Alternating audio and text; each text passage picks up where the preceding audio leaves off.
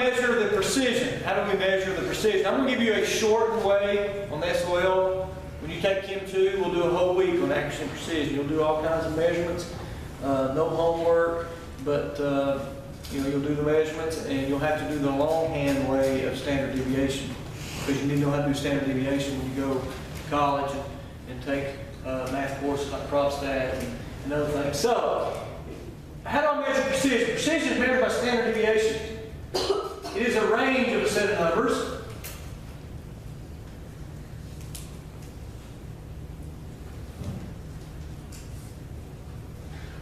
It is the difference of your measurements compared to the mean, or the average value.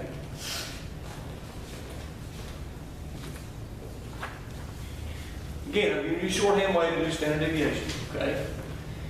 So, for example, we finish our lab, okay? We finish our lab. And we take all the groups in here and we average their density values. We get an average. Now, I don't know if I need to show you an example of how to find a mean. Mean is average. But how do you find average? That's right. So if we had 5 groups in here, we take, tomorrow we're going to put our values on the board.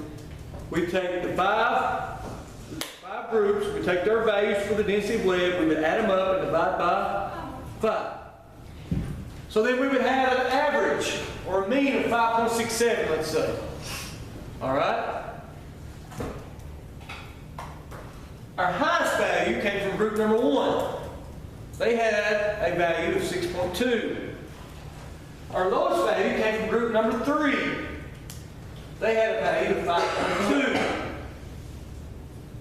Okay? What would be the standard deviation here? Let me show you how we do that. Okay? So we've got one group of, what do we say? 6.2 is the high extreme from the average. The other one was 5.2, which was the low number from the average. So we get all this range of data. The highest number is 6.2, the lowest number is 5.2. When I subtract those, I get 1. I'm going to just go ahead and divide it by 2 because I have those 2 numbers, and that's going to be 0.5. 0.5. So, here's how we would record that average. The average we found, X bar, that means average or mean. Not that little thing there, it's where my finger touched the word.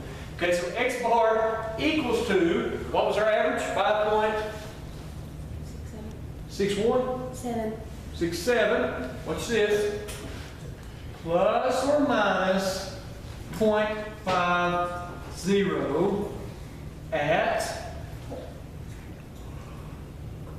oh, forget that, 15%.